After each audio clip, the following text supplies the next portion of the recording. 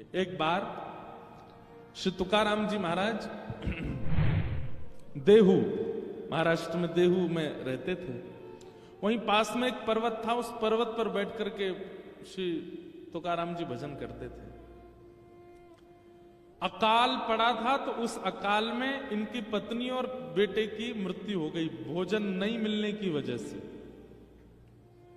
फिर बाद में इनका दूसरा विवाह कर दिया गया। दूसरी बहू जो आई वो इतना शासन करती थी इनके ऊपर, वो कहती थी उठो तो तुकाराम जी को उठना पड़ता था, वो कहती बैठो तो तुकाराम जी को बैठना पड़ता था।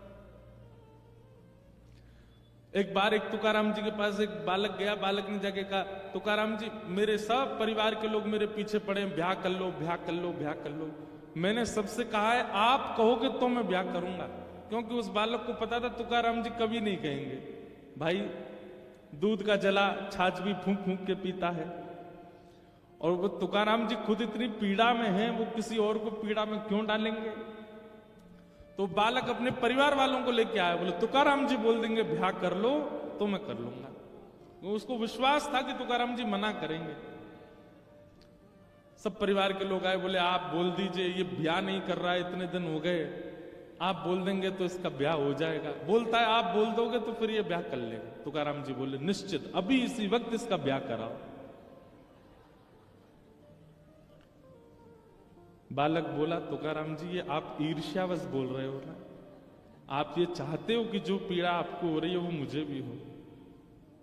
तुकाराम जी ने उसको उठा, इधर बैठ, क्या बात है। बोले आप इतनी पीड़ा में रहते हैं, आपकी पत्नी पूरा नगर जानता है, आपको डांटती है, सब करती है वो, फिर भी आप कह रहे हो कि इसका ब्याह कर दो। जो खुद इतनी पीड़ा में है वो दूसरे को ब्याह के लिए कैसे कह सकता है।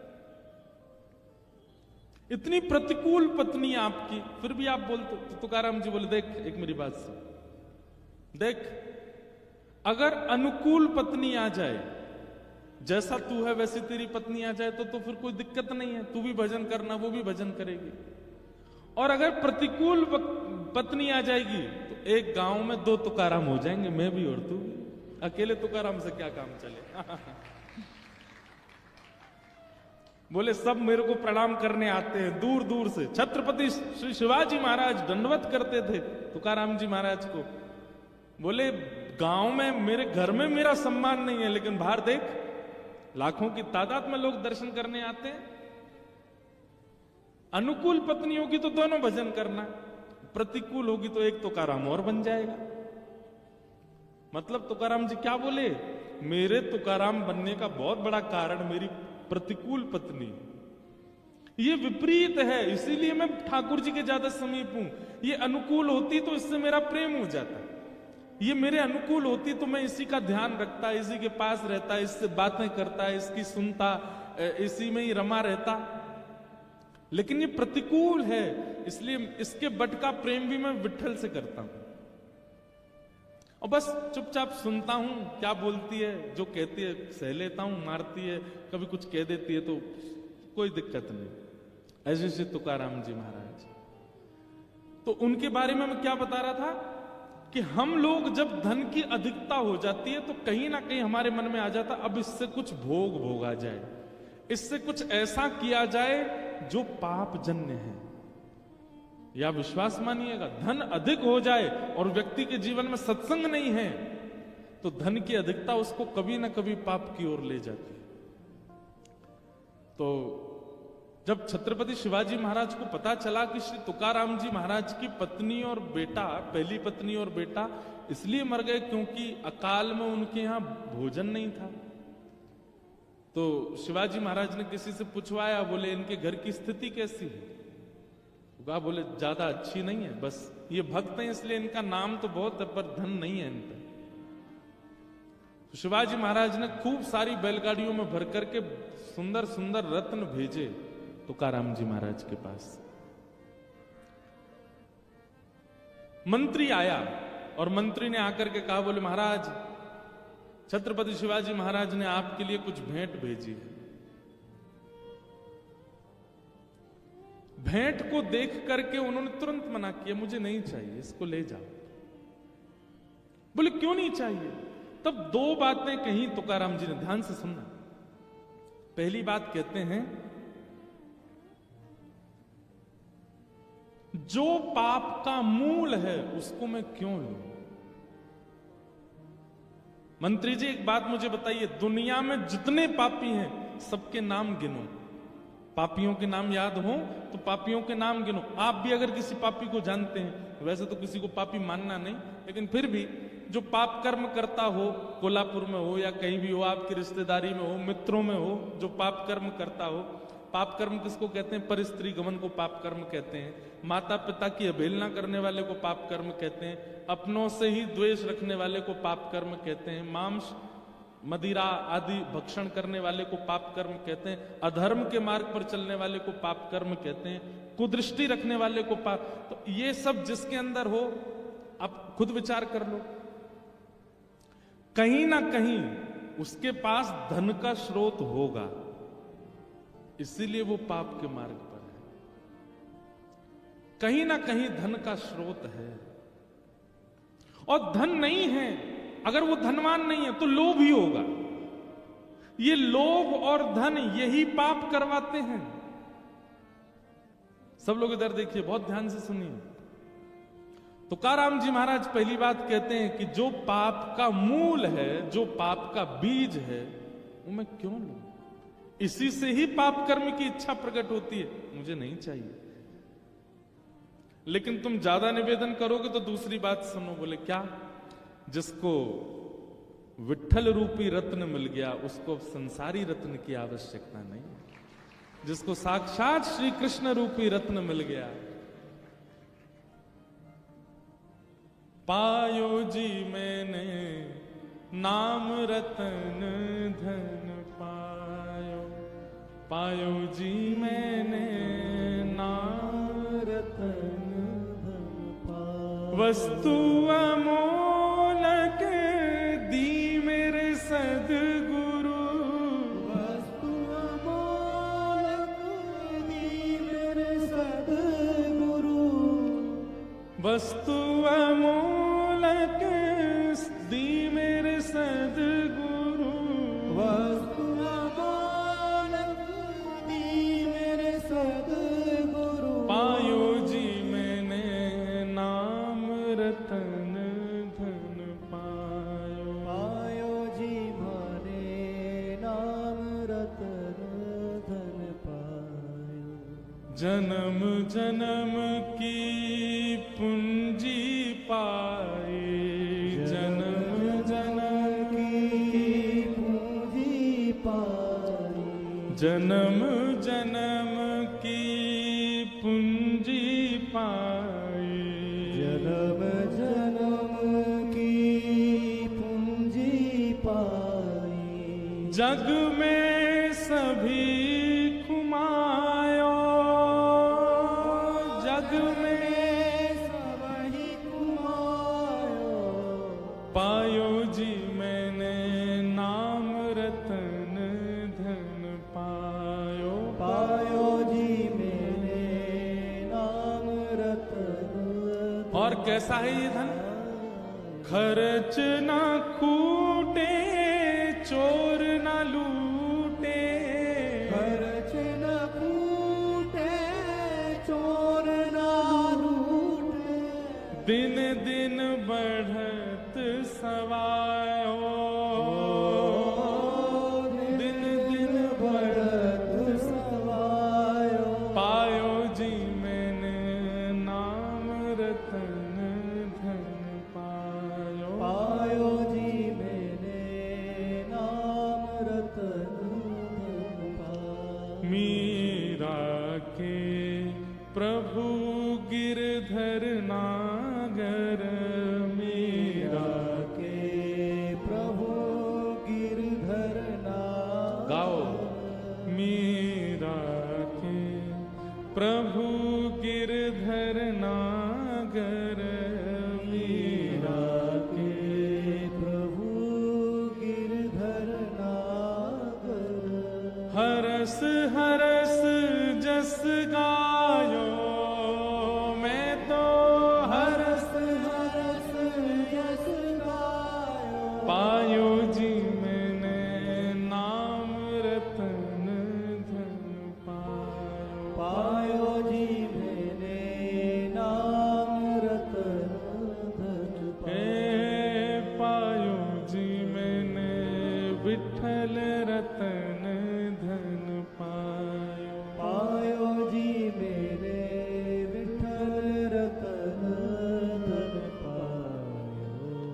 खर्च ना खूटे, खर्च नहीं होता कभी भी, और चोर ना लूटे, चोर दुनिया की सब सामग्री लूट ले जाएगा, पर ठाकुर जी का प्रेम कैसे लूटेगा हमारे हृदय से? पायो जी मैंने नाम। तो श्री तुकाराम जी महाराज सेनापति से बोले कि भैया पहली बात तो ये पाप का मूल है, इसको मैं रखूंगा, कहीं ना कहीं पाप मुझसे बनेगा। और दूसरी बात, जब विठल रूपी रत्न मिल गया तो फिर ये संसारी रत्न की क्या आवश्यकता है, इसको ले जाओ। और लेकर के सेनापति वापस आए तो छत्रपति शिवाजी महाराज अचंभित हो गए, एक वस्तु नहीं ली उन्होंने। समय निकाल करके शिवाजी महाराज गए तुकाराम जी के पास देहू और जाकर के दंडवत किया, बोले कि आपके इस त्याग को, आपके इस समर्पण को, आपके इस विरक्ति भाव को मैं दंडवत करता हूं भगवान, मुझे आप शिष्य स्वीकार करो। आप सोचोगे धन नहीं लिया, शिवाजी महाराज को शिष्य तो बना लिया होगा, नहीं, वो भी नहीं किया। तुकाराम जी महाराज बोले भगवान देखिए, आप पूरे राष्ट्र का गौरव हैं, आपकी वजह से हम संत महापुरुष प्रेम से भजन कर पा रहे हैं शिवाजी महाराज, पर आपका गुरु मैं नहीं हूं। वहां भी त्याग किया, हम आप में से कोई होता तो कोई छोड़ता? बोले अच्छा है। आज के प्रधानमंत्री समझ लो, अगर वो आ जाएं आपके घर तो आप मना करोगे? नहीं। लेकिन तुकाराम जी मना कर रहे हैं, तुकाराम जी कह रहे हैं मैं आपका गुरु नहीं हूं, आप तो वन में जाइए, वन में आपके गुरु आपकी प्रतीक्षा कर रहे हैं, समर्थ गुरु रामदास, वो आपके गुरु, उनके पास जाओ। दीक्षा और गुरु रूप में समर्थ गुरु रामदास को स्वीकार किया छत्रपति शिवाजी महाराज ने, पर वे तुकाराम जी के प्रति भी गुरु भाव रखते थे। इतना बड़ा त्याग। मैं एक बात अपने जीवन में, अपनी कथा में कहा करता हूं कि भैया ठाकुर जी जीवन में आएंगे ना, एकला चलो रे, अकेले रहने का बहुत मन करने लगेगा, बहुत धन की कामना, बहुत संबंधों की कामना, बहुत नाम यश कीर्ति की कामना आप नहीं करोगे, भले ही अपने आप हो जाए आपकी कीर्ति, वो बात अलग है, पर आप बहुत सब चीजों से बचने का प्रयास करोगे, बहुत ज्यादा एकांत प्रिय लगने लगेगा, रखोगे नहीं, बांटोगे, लुटाओगे। लेकिन श्री कबीरदास जी क्या कह रहे हैं? डर लागे और हंसी आवे, अजब जमाना आया रे, धन दौलत ले माल खजाना, वैश्या नाच नचाया रे। संसार के लोग धन कमा करके कुछ गलत करने ही भागते हैं। आजकल के युवा जब जॉब करना शुरू कर देते हैं तो जैसे ही पैसा आता है तो कहां भागते हैं? मनाली जाएंगे, गोवा जाएंगे, कसौल एक जगह है हिमाचल में, वहां जाते हैं। हम तो उत्तर भारत में ही रहते हैं तो हमको तो पता है कहां कहां जाते हैं। उनसे कहो जगन्नाथपुरी चले जा, वहां तो कुछ मिलेगा ही नहीं। क्या नहीं मिलेगा? धुआं नहीं मिलेगा, पीला पानी नहीं मिलेगा, ये तो यही मिलेगा। वहां जाते हैं, मतलब धन की बढ़ोतरी होती हमारे मन में पाप आ जाता है। कबीरदास जी कह रहे हैं कितने आश्चर्य की बात है। और मुट्ठी भर अन साधु मांगे, कहे लाज नहीं आया रे। और यदि कोई मुट्ठी भर अनाज आपसे मांग लेता है तो उससे क्या कहते हैं? तुमको लज्जा नहीं आती है? चलो मेहनत करके कमाओ, खुद हमसे मांग रहे हो। वहां पर ये सारे दूषित काम करना धन से, उसमें हमको लज्जा नहीं होती। लेकिन किसी में दान पुण्य करना हो, संत महात्माओं को, आपको हम कहां तक बता दें, आप लोग आश्चर्य करोगे। हम तो कोई साधु नहीं है, कोई महात्मा नहीं है, संत नहीं है, हम आप सबकी तरह ही, हम भी गृहस्थी हैं, पर कथा करते हैं इसलिए लोग हमको बाबा जी बोल देते। कई जगह लोगों को लगता है इनमें कोई मंत्र शक्ति होगी, धीरे से कान में बोल देते हैं, ये जो प्रणाम कर रहे हैं ना, इनको एक बेटा हो जाए। अरे तो भाई हम पे, हमको कौन है, हम आशीर्वाद दे दो आप, इसका काम बन जाए। बालक आएंगे, कल हमारा एग्जाम है, हम पास हो जाएं। बताओ कैसी बात करते हैं आप। परिश्रम करिए, कर लीजिए, जो आपको चाहिए वो सब मिल जाएगा। पर फिर भी कई लोग सोचते हैं कि ये कोई साधु महात्मा है। फ्लाइट में अगर हम चले जाते हैं ना, तो हम तो ऐसे ही जाते हैं। फ्लाइट वाले अब तो नहीं, पर अब तो जानने लग गए हैं, अब तो सब रील्स वगैरह देखते रहते हैं, अब तो सब जगह पहचान वाले बहुत मिल जाते हैं। पहले की बात बता रहा हूं, जब जानते नहीं थे ना, तो धोती वाला जैसे हवाई जहाज में चढ़ता, उसको देख के उनको यूं लगता है ट्रेन नहीं थी क्या, हवाई जहाज में आ रहे हैं। मतलब हवाई जहाज में केवल सूट वूट वाले ही जाते हैं, धोती वाला नहीं जा सकते। कभी कभी अच्छी वाली टिकट होती है ना बिजनेस क्लास में, वो हो जाती है, कई लोग कर देते हैं। अब तो लाल जी रहते हैं हमारे साथ, तो जहां जाते हैं हम पहले ही बोल देते हैं, भैया लाल जी आ रहे हैं, कर दो। तो बिजनेस क्लास में देख करके कई लोग हंस जाते हैं। एयरपोर्ट पर बिजनेस क्लास का काउंटर अलग होता है, वहां अगर आप चले जाओ तो वो उधर है इकोनॉमी। अरे भाई टिकट तो देख ले, बिजनेस क्लास सही है। क्यों? धोती के प्रति ऐसा भाव। कितना अजब जमाना है। केवल हम वेशभूषा से ये अनुमान लगा लेते हैं कि ये व्यक्ति तो सामान्य है। बेचारा ट्रेन में भी 10 जगह से इकट्ठा करके तब टिकट बनवा के जा रहा होगा। ऐसी भावना रखते हैं महात्माओं के प्रति, साधुओं के प्रति, ब्राह्मणों के प्रति। ये कितना दुर्भाग्य है हमारा।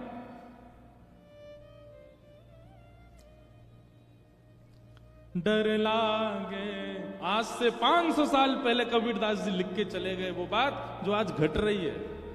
डर लागे और हंसी आवे, अजब जमाना यारे। यहां पर फटी जीन्स पहनने वाले को फैशनेबल कहा जाता, धोती पहनने वाले को ओल्ड फैशन कहा जाता।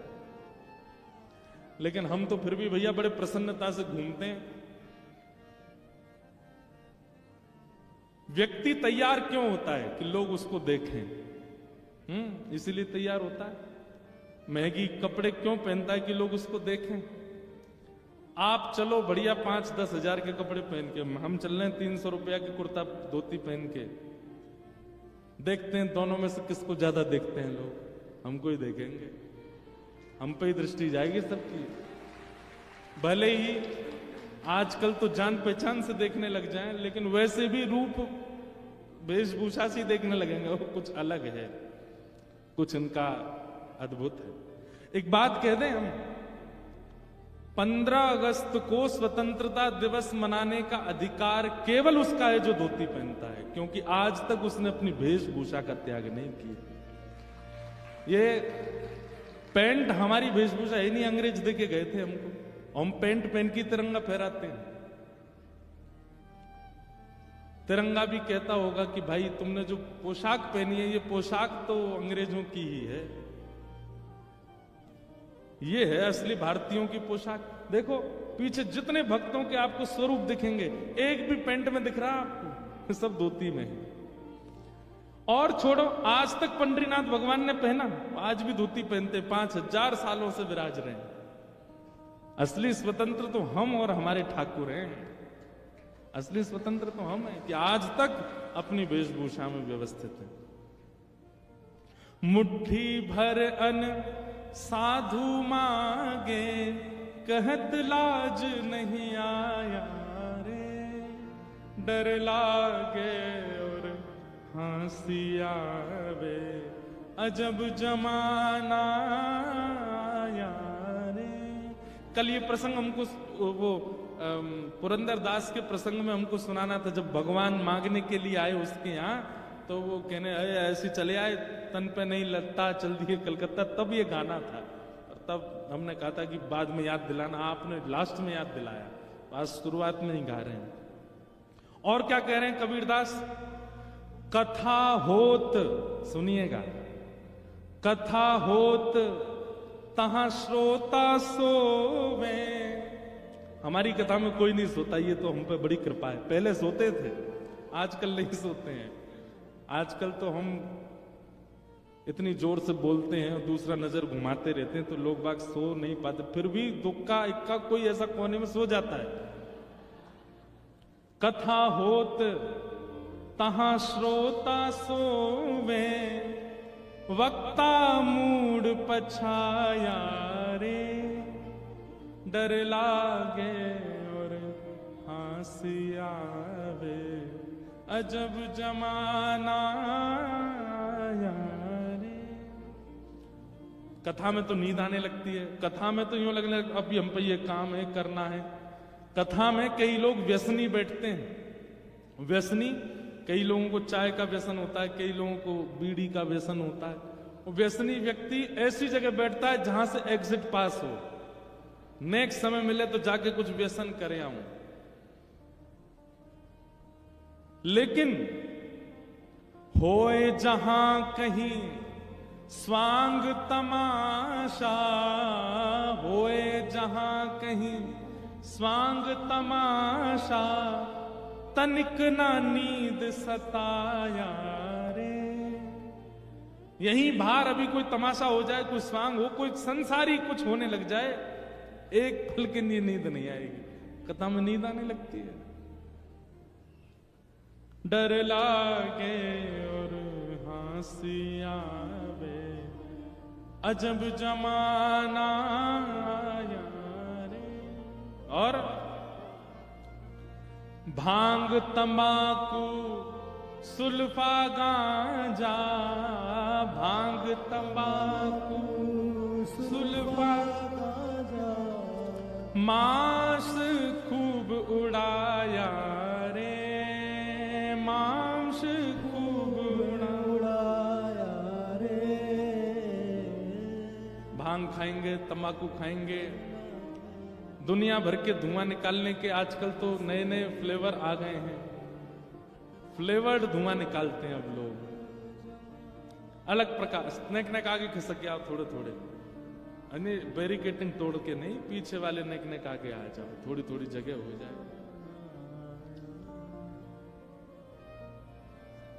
लेकिन रोज कह दिया जाए कि सुबह अपने ठाकुर जी का चरणामृत लिया करो, उसका नियम नहीं बना पाते। आप कभी बीड़ी पीने वाले, सिगरेट पीने वाले को देखो, नियम से पीता है। सुबह उठते ही पिएगा, भोजन के बाद फिर पिएगा, दोपहर में फिर पिएगा, शाम को फिर पिएगा, रात में सोने से पहले फिर पिएगा। नियम, उसको कोई बताना नहीं पड़ता, वो नियम से। और खत्म हो जाती, खुद खरीद नहीं जाता, किसी से मंगाता भी नहीं है, नियम से पीता है। लेकिन हरि चरणामृत नैन धारे, हरि चरणामृत नैन, रोज उसको कहें, गुरुजन कहते हैं कि भाई ठाकुर जी का चरणामृत रोज पान किया करो। ऑफिस आए, चरणामृत लिया था, बहुत देर हो रही थी, जल्दी में भाग लिया मैं। वो इतना भारी लग जाता है, 2 बूंद हरि चरणामृत का इतना भारी लगता है कि उसका नियम नहीं बना पाते हम लोग। हरि चरणामृत नेम न धारे, हरि चरणामृत नेम न धारे, महुआ चाखन आया रे। ये मध्य प्रदेश में एक वो होती है, एक फल होता महुआ, उससे शराब बनती है। हरि चरणामृत। अच्छा एक बात बोलूं, आपको बुरा नहीं मानना, महाराष्ट्र में मैं जब घूमता हूं ना, तो मैं देखता रहता हूं दुकानों के ऊपर जो नाम बड़े सुंदर भगवान के नाम पे यहां पे नाम रखते हैं। अमृत तुल्य चाय, सारी चायों की दुकान यही होंगे, अमृत तुल्य। और एक जगह तो मेरा सिर घूम गया, एक बार का नाम था हरि चरणामृत। मैंने कहा वाह भैया, सोम रस, हरि चरणामृत और जाने क्या क्या। वैसे अभी मन में ऐसा भाव आया कि एक कोई ऐसी, वैसे वो दुकान चलेगी नहीं, लेकिन कभी किसी ने विचार किया, एक ऐसी दुकान खोली गई, वहां क्या है, बोले केवल इस नगर में जितने मंदिर हैं वहां के सारे चरणामृत इकट्ठे करके वो दिए जा रहे हैं लोगों को। कोई जाएगा ही नहीं वहां पर, कोई नहीं पिएगा। वहां ऊपर लिखा जाए अमृत तुल्य चरणामृत, कोई नहीं पिएगा। चाय की दुकान पर कितनी लंबी भीड़ लगती है। कोई ऐसी योजना बनावे कि जैसे कोल्हापुर में जितने मंदिर हैं, महालक्ष्मी जी का मंदिर है और भी जो जो मंदिर हैं, सब जगह का थोड़ा थोड़ा चरणामृत इकट्ठा करके और एक जगह व्यवस्थित, भैया कोई भी आओ, ठाकुर जी का चरणामृत है, कोई रकम नहीं है इसकी, 10 रुपया 20 रुपया 5 रुपया, जो आपको बढ़िया लगे वो दान पेटी में दो और थोड़ा चरणामृत लेके जाओ, तब भी भीड़ नहीं लगेगी वहां पे। रात्रि में इतना चरणामृत बच जाएगा कि वो गैया कोई पिलाना पड़ेगा। ऐसे हम लोग हो गए। कबीरदास जी कह रहे हैं, हरि चरणामृत नेम न धारे, हरि चरणामृत नेम न धारे, महुआ चाखन आया रे, महुआ चाखन आया रे, डर लागे और हंसी आवे, अजब जमाना आया रे, डर लागे और हंसी आवे, अजब जमाना। एक बात कहें, कोरोना ने कई लोगों के परिवारों में बहुत क्षति की है। शायद यहां भी कुछ लोग ऐसे बैठे हों जिनके परिवार में क्षति हुई है कोरोना से, लेकिन अगर उस पक्ष को थोड़ा क्षमा प्रार्थी होकर के मैं एक तरफ कर दूं, तो कोरोना ने एक कृपा भी करी कि कथाओं में भीड़ बढ़ गई। कोरोना के बाद तीर्थों में लोग जाने लगे, युवाओं के चित्त में ठाकुर जी के प्रति प्रेम बढ़ने लगा। क्यों? कोरोना ने ये बता दिया कि भाई चाहे तुम कितने धनवान हो, चाहे जितने बलवान हो, चाहे तुम्हारे जितने संपर्क हो, अंतिम समय में तो हरि नाम ही काम आएगा, कोई काम नहीं है। महाराज फोन कराए डॉक्टर को, बोले तुम जितने कहो उतने रुपए तुमको देंगे। दूसरे कमरे में पीड़ित मेरी बेटी और मेरा बेटा, कोरोना से बचा लो उनको। डॉक्टर कह रहा है तुम पूरी संपत्ति दे दो तो भी मैं तो बस प्रयास कर सकता हूं। देख उस समय हरि याद आए सबको, उस समय ठाकुर जी याद आए, और उसी समय की कृपा, आपको पता नहीं अनुभव हुआ, हमें तो हुआ।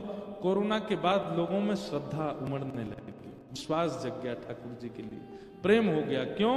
क्योंकि ये स्पष्ट हो गया कि भाई ठाकुर जी की कृपा से ऊपर कुछ नहीं।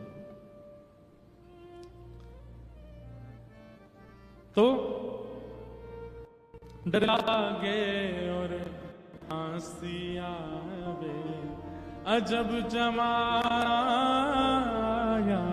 रे, उल्टी चलन चली दुनिया की, उल्टी चलन चली दुनिया की, ताते जिए घबराया रे, ताते जिए घबराया रे। हाँ कहत कबीर सुनो भई साधो, कहत कबीर सुनो भई साधो, फिर पाछे पछताया रे, फिर पाछे पछताया रे, डर लागे और हंसी आवे, अजब जमाना आया रे, डर लागे और हंसी आवे, अजब जमाना। ये पद हमको कल गाना था कि ऐसा अभी बहुत अच्छे समय पे हम लोगों का जन्म हो गया भैया। अभी जो हम लोग जीवन, जो वर्ष चल रहा है ना, ये बहुत अच्छे हैं। आगामी 25-30 साल भी बहुत अच्छे हैं। हम लोग बहुत सही समय पे निपट लेंगे संसार से। हमारे बाद का जो समय आने वाला है, यहां जितने लोग बैठे, हमारे बाद जो समय आएगा बहुत खतरनाक होगा। कथाओं में 4 लोग गिनती के आया करेंगे, वक्ता ही नहीं बचेंगे, मंगता हो जाएंगे, वक्ता नहीं होंगे, केवल मांगवे वाले बैठ जाएंगे, कोई देने वाला कुछ नहीं होगा। बहुत भयानक स्थिति आने वाली है। इसलिए बढ़िया है जो समय बचा है, मेरा जितना जीवन, आपका जितना जीवन बचा है, ये भक्त चरित्रों को सुनकर के भैया उस शेष जीवन ने थोड़ा ठीक से निभा लीजिए और ऐसा कुछ कर जाइए कि दोबारा नहीं आना पड़े इस संसार में। ये बहुत खतरनाक है भैया। आना भी पड़े आना भी पड़े तो ठाकुर जी से नित्य प्रार्थना करो, हे नाथ अगर मेरे पुनर्जन्म की आपने सोच रखी है कि मुझे लेना ही पड़ेगा तो वृंदावन में देना। मोरहू बनाओ तो बनाओ श्री वृंदावन को, जो नाच नाच कुहक कुहक आपको रिझाऊंगो। बंदर हूं बनाओ तो बनाओ श्री वृंदावन को, कूद कूद डारन पे भोर कूद जगाऊं।